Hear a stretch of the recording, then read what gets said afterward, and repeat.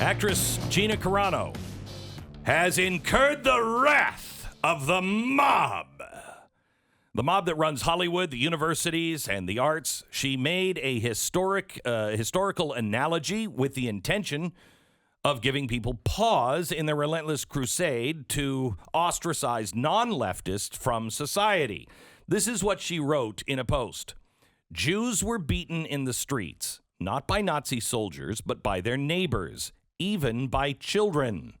Because history is edited, most people today don't realize that to get to the point where Nazi soldiers could easily round up thousands of Jews, the government first made their own neighbors hate them simply for being Jews. How is that any different from hating someone for their political views? She is absolutely 100% correct.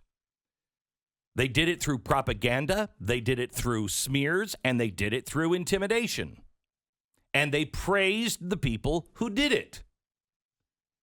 So if you were beating Jews in the streets, you'd be held up by the Nazi party as one of the good guys. You'd get special praise. If you said something in defense, the opposite would happen. Well, just to show how much they don't hate her political views and don't want to silence people or beat them into submission, they lobbied to have Disney beat her into submission. And when she wouldn't submit, they fired her. She is not currently employed by Lucasfilm, and according to Disney, there are no plans for her to be hired in the future. Her social media posts denigrating people based on their cultural and religious identities are abhorrent and unacceptable. Her social media posts denigrating people based on their cultural and religious identities are abhorrent and unacceptable? What? To say, hey, you know how you get people to beat Jews? You run a campaign, and you get the neighbors to beat the Jews for you. What?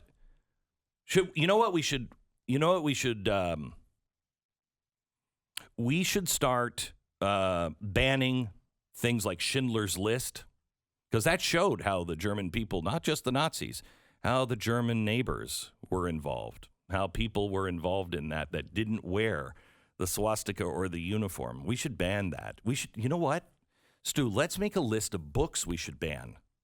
Always a good idea, and right? With no historical echo at all. No, well, none that could be said about the Nazis. We can't mention it. No.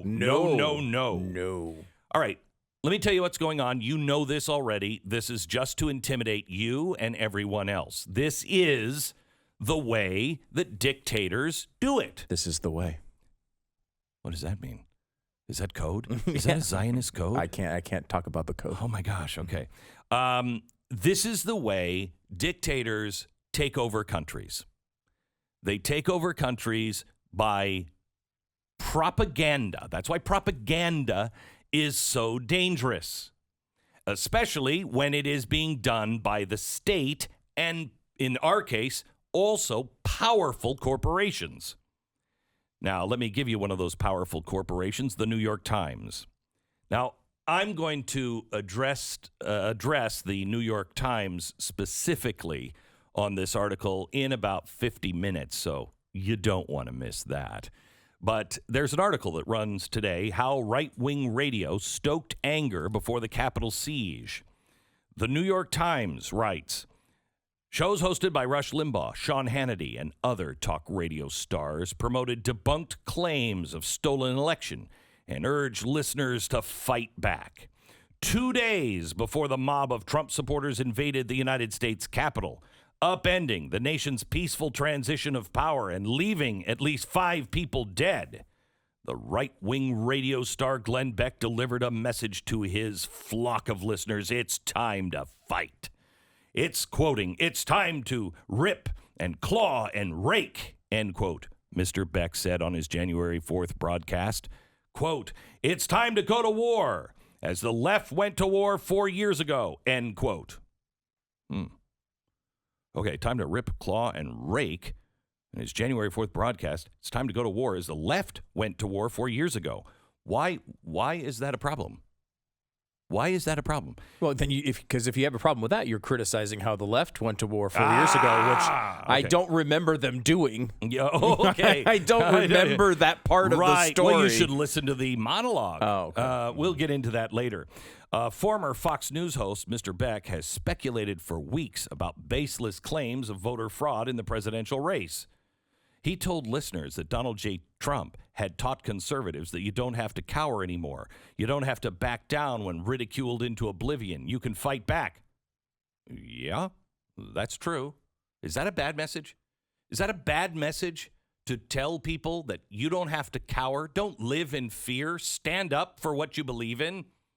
Is that somehow now a bad message to reject the bullies? I mean, would you like to hear an anti-bullying message from, I don't know, the New York Times? It's amazing. Now it's not okay to say, stand up straight. Don't be ashamed of who you are. Stand up. If somebody calls you a name, dismiss it. Stand up, fight back, speak the truth. So anyway, the reason why I'm bringing this up here is because I want you to know what is really happening in Washington.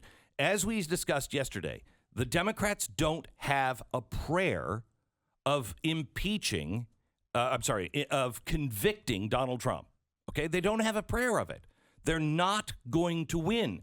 So why are they doing this battle? Several reasons. I'll give you the biggest in a second. First, it's a distraction. It's a distraction. First, it's a distraction. Mm-hmm.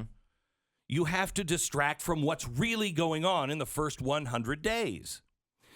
The second thing that is happening now is they are trying to make sure that you understand, don't stand up. Don't stand up. You cower in fear. If anyone tries to run for president and take on the machine will kill them.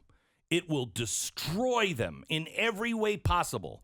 And they're teaching you a lesson by teaching Donald Trump a lesson. This is what you get if you come against us. Okay? But here's the third reason. And it is, I believe, a very important reason. In fact, I think it might be the most important reason. They are tying rhetoric directly to violence. Now, they will never tie their rhetoric to violence. But any time the right says something, they tried to do this with the Tea Party, but we were so disciplined that we didn't ever give them an opening. And they were trying to tie us into violence. Well, now they have the one case where the Tea Party is violent. SEIU beating people in the streets during the Tea Party, they had no problem with that. No problem with that. But our violent rhetoric, which never turned to violence, that's where they were headed. Now they have it. So this article, it's not a coincidence that that monologue was a monologue that referenced Media Matters.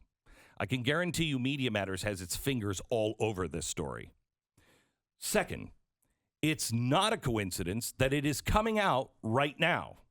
As they are showing all the violence on television that happened on January 6th, which was despicable, and we condemned it immediately. Mm-hmm. While it was happening. While that was happening, we're condemning it. They take this video now and they're pushing it through, and they've got all the media showing Trump's violent rhetoric. See, this is what happens when you have a leader that does this. But now they also want to tie in and say, yeah, but the leader also had some helpers along the way. He had right-wing radio. They have been trying to shut us down for so long. The targets in this article, Rush Limbaugh, Dan Bongino, Mark Levin, and me. Well, 2 out of the 4 have cancer, so I think it's great that they're taking on cancer patients now and accusing them of horrible things as they are fighting cancer. But they're doing that for a reason. They need us to be removed. They need talk radio to be shut down. I guarantee you the House and the Senate will move, and if they don't move, it will just happen through the FCC. They will do everything they can to silence our voices because they need you to not have a freedom of association, freedom of speech. They need you to stop having a place to where you can gather your thoughts. They need you to feel alone. But you won't be alone. You won't be alone in this fight. You won't be alone in your stand. Because wherever there is a group of people that are trying to erase our God-given, constitutionally protected rights, you will find good patriots willing to stand up and fight. Did he say fight? How do you mean fight, Glenn? I know we're not intelligent enough to know after a lifetime of using the word fight, having cheerleaders go, fight, fight, fight.